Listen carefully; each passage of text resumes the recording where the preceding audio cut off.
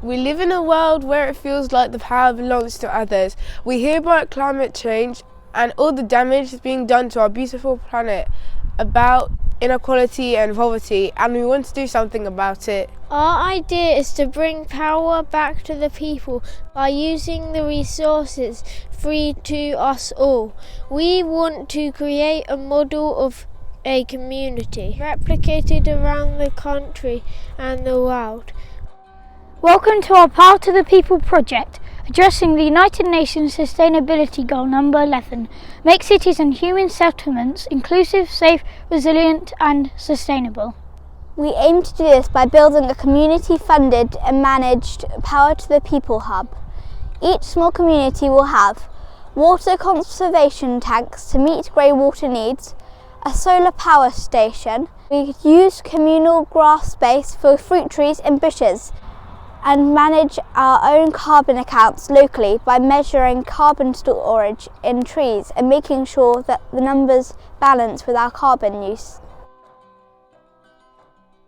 We have been monitoring our rainwater collection to help with our grey water use. From a roof that is 20 metres squared, we have collected an average of 30 litres of water daily. Therefore, 1 metre squared of roof produces 1.5 litres of water.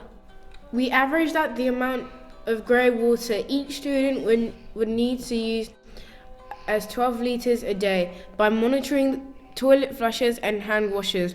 So we would need to collect 4,476 litres of rainwater for all 373 children.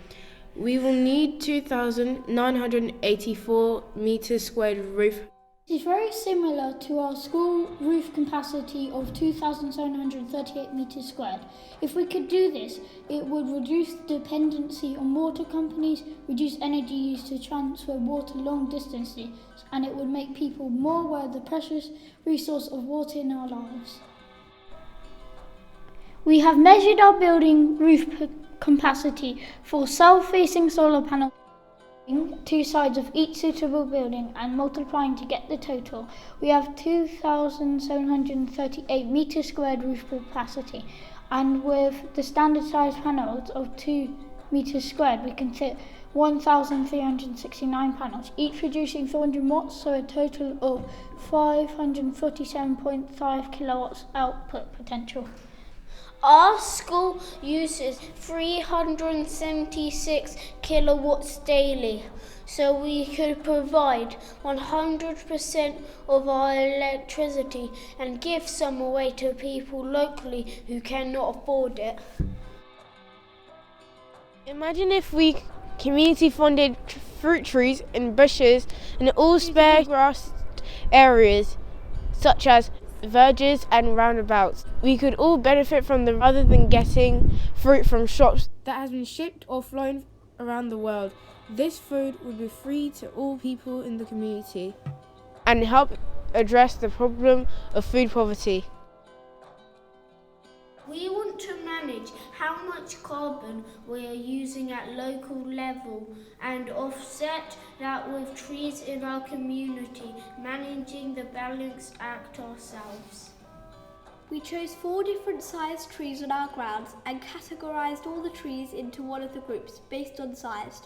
To calculate the carbon, we measured the circumference of the tree, estimated the height, then we used a carbon calculator to work out the carbon storage in the trees. We have 72 tonnes of carbon stored in our trees. There are currently 373 pupils in our school, each using on average 4.7 tonnes of carbon each year. So our current tree carbon storage is only enough for 15 people for the year. We need to plant more trees to account for all the children at our school. This science project has demonstrated our need to reduce use of resources. But it's also shown the incredible potential of our natural resources to create a sustainable way of living and a level playing field for everyone.